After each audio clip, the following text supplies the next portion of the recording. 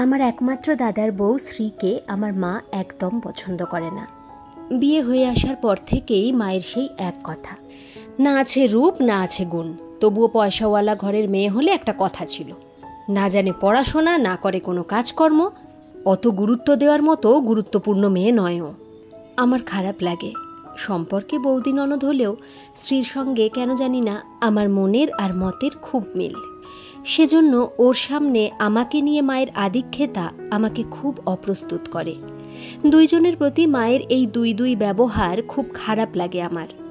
মাকে অনেক বোঝানোর চেষ্টা করেছি যে দেখার মতো চোখ আর বোঝার মতো মন থাকলে বুঝতে পারবে এই সাধারণ মেয়েটার মধ্যে কত অসাধারণ গুণ লুকিয়ে আছে, কিন্তু কোনো লাভ হয়নি। আমিও বিরক্ত হয়ে হাল ছেড়ে দিয়েছি এখন। গতকাল বেলা এই 10:30 নাগাদ হঠাৎ মা ফোন করলো। আমি ফোন ধরতেই মা তাড়াতাড়ি করে বলল, এক্ষুনি চলে আয় মা, তোর বাবা বাথরুমে পড়ে গিয়ে ভীষণ চোট পেয়েছে, মনে হয় হাড় ভেঙেছে, যন্ত্রণায় ছটফট করছে। স্ত্রী বাড়িতে নেই, আমি একা ওই মানুষটাকে নিয়ে কি করি বলতো, তুই যেখানেই থাকিস এক্ষুনি আয় মা। শেষের কথাগুলো বলতে গিয়ে হাউ হাউ করে কেঁদে ফেলল। আমি চিন্তায় ছটফট করতে গিয়েও আচমকা কি ভেবে একদম ঠান্ডা হয়ে গেলাম। এক ফোঁটাও উদ্বিগ্নতা প্রকাশ না করে বললাম, কি করে পড়ে গেল বাবা? মাথা ঘুরে গিয়েছিল নাকি পিছল ছিল? বৌদিকে কতবার বলেছি রোজ একবার করে বাথরুমটা পরিষ্কার করে দিতে, তা এখন কি অবস্থা, উঠে দাঁড়াতে পারছে? মা বলল, এত কথার সময় নেই নীলা, তুই তোর গাড়িটা নিয়ে তাড়াতাড়ি আয়, মানুষটা যন্ত্রণায় ছটফট করছে, হার্টের রুগী, আমার ভয় হচ্ছে খারাপ কিছু না হয়ে যায়, তোর বাবাকে এক্ষুনি হাসপাতালে নিয়ে যেতে হবে। আমি ক্যাজুয়ালি বললাম, আমি কি করে যাব মা, তোমার জামাইয়ের বন্ধুরা আজ রাতে আসবে, ওই নতুন ফ্ল্যাট কিনলাম তো, একটা পার্টি থ্রো করেছে, আমি চলে গেলে এতগুলো মানুষের সামনে ফেস লস হবে মা, তুমি বরং ক্লাবের ছেলেদের ডাকো আর বৌদিকে সাথে নিয়ে চলে যাও, আমি 1030 টাকা পাঠিয়ে দিচ্ছি, যদি আরও লাগে বলো পাঠিয়ে দেব। আরে এখন টাকা থাকলে গাড়ি আয়া লোকজন কিসের অভাব, সব হাতের কাছে পেয়ে যাবে। বাবাকে বেস্ট নার্সিং হোমে দিও কিন্তু, পেয়ে আমি করব, চিন্তা নেই। মা হঠাৎ থমকে গিয়ে বলল, ও আসতে পারবি না তাহলে? ঠিক আছে, আমি দেখছি। আর হ্যাঁ, তোকে কিছু পাঠাতে হবে না, আমাদের যেটুকু সামর্থ্য সেটুকু দিয়ে চিকিৎসা করাবো। আমি আর ইন্টারেস্ট না দেখিয়ে, যা ভালো বোঝো করো বলে ফোন কেটে দিলাম। আমরা দুই ভাই বোন, দাদা অমর আর আমি নীলা। দাদার পড়াশোনায় তেমন মাথা ছিল না, মাধ্যমিকের পর আর পড়তে চাইল না, জয়পুর চলে গেল সোনার কাজ শিখতে। আর আমার বরাবর পড়াশোনার প্রতি আগ্রহ ছিল, এই জন্য মা আমাকে অতিরিক্ত বেশিই সাপোর্ট করত। আমি পোস্ট গ্র্যাজুয়েশন করে ব্যাংকে ভালো চাকরি নিয়ে কলকাতায় সেটেলড হয়ে গেলাম। জামাইও ব্যাংকের ম্যানেজার। এই মেয়ে জামাই নিয়ে আমার মায়ের গর্বের শেষ নেই, বলে দুটোই হয়েছে পরিচয় দেওয়ার মতো। এদিকে দাদা বিয়ে করলো একেবারে সাদামাটা ঘরের সাধারণ মেয়ে শ্রীকে।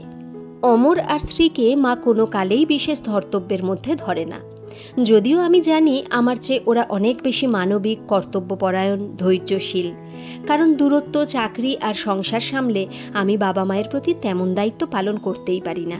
তবুও প্রভাবশালী, বড়লোক, শিক্ষিত মেয়ে জামাইকেই মা বেশি প্রেফার করে।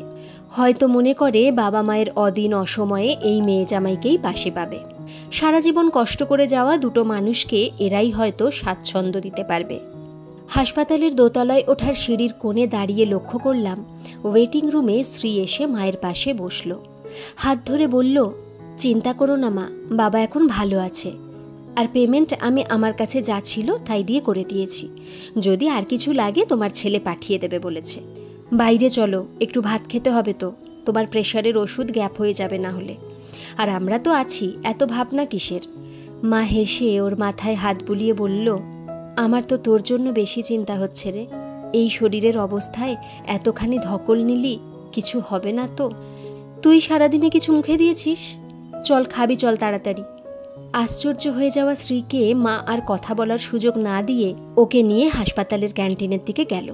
খানিক পর আমিও গিয়ে আড়াল থেকে দেখলাম শ্রীর মুখে সযত্নে মা ভাত আর ডাল মেখে এক গ্রাস তুলে দিয়ে বলছে, খেয়ে নে, সারাদিন পেটে কিছু পড়েনি। দেখলাম মেয়েটার চোখে জল চিকচিক করছে, ভীষণ অবাক হয়ে গেছে মায়ের ব্যবহারে, গত 3 বছরে এমন করে তো পাইনি। মা হেসে বলল, জানিস মেয়ে, আজ বুঝলাম টাকার স্বাদ যত মিষ্টি ততটাই তেতো। আমার মেয়েটাকে শিক্ষিত করতে পেরেছি, কিন্তু মানুষ করতে পারিনি। তাই আজ আমার পেটের মেয়ে অসময়ে কটা টাকার গরম দেখিয়ে বাবার প্রতি দায় ঝেড়ে ফেলল। অথচ তুই সবসময় পরের মেয়ের মতো ব্যবহার পেয়েও চুপ করে থাকতে পারিসনি। এই অবস্থায় এত করলি। কথায় বলে মায়ের ঋণ কখনো শোধ হয় না, কিন্তু কখনো কখনো সন্তানের ঋণও শোধ করা যায় না রে। চিন্তা কি, আমি তো আছি। এই জোরটা পর্যন্ত সে দিতে পারল না, যেটা তুই আমাকে দিলি। বিপদের সময় মানুষের এটাই সব থেকে বেশি দরকার, আর খারাপ সময়েই মানুষ চেনা যায়। মায়ের কথা কটায় বড্ড কষ্ট হলো।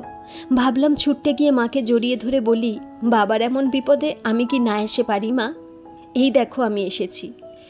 তবুও বুকে পাথর চেপে নিজেকে সংযত করলাম। বহু দিনের চাওয়া এই দৃশ্য দু চোখ ভরে দেখতে লাগলাম। আসলে মায়ের থেকে বাবার খবরটা শোনার পরেই আমি সঙ্গে সঙ্গে প্ল্যান করে নিয়েছিলাম, এই একটা সুযোগ যদি মায়ের সঙ্গে বৌদির সম্পর্কের মাঝের বরফের দেওয়ালটা ভাঙা যায়। কারণ বিপদ আর অসহায়তা মানুষকে বড্ড দুর্বল করে তোলে। বৌদি প্রেগনেন্সির জন্য বাবার বাড়ি চলে গিয়েছিল। আসলে মায়ের পরপর ব্যবহারেই বৌদি এ অবস্থায় এখানে থাকতে ভরসা পায়নি। সকালে মায়ের ফোনটা রাখার পরেই আমি বৌদিকে ফোন করে আসতে বলেছিলাম এবং বাবাকে নিয়ে হাসপাতালে যেতে বলেছিলাম। জানতাম এই অবস্থাতেও মেয়েটা আমার রাগ অগ্রাহ্য করতে পারবে না। আমি জানি বৌদি একটু একটু করে জমানো টাকা এক কথায় বাবার চিকিৎসার জন্য দিয়ে দিয়েছে। দিক, আমি ওকে দুহাত ভরে আবার দেব। আর রইল বাকি আমার ওপর মায়ের অভিমান। হাজার হোক, আমি তো মেয়ে, সময় লাগলেও মাকে ঠিক মানিয়ে নেব। তবুও এই ঘটনার পিছনে যে আমি আছি এটা কেউ কখনো জানতে পারবে না। ভালোর জন্য কিছু মিথ্যে যেমন ভালো, তেমনি কিছু ভুল বোঝাবুঝিতে যদি ভালো কিছু হয় তাহলে কিছু ভুল বোঝাবুঝিও ভালো। গল্পটা কেমন লাগলো একটা কমেন্ট করে কিন্তু জানাতে ভুলবেন না। যদি ভালো লেগে থাকে তাহলে একটা লাইক করে দেবেন প্লিজ। আর এই চ্যানেলে যারা নতুন তারা চ্যানেলটাকে সাবস্ক্রাইব করে প্লিজ পাশে থাকবেন। ধন্যবাদ।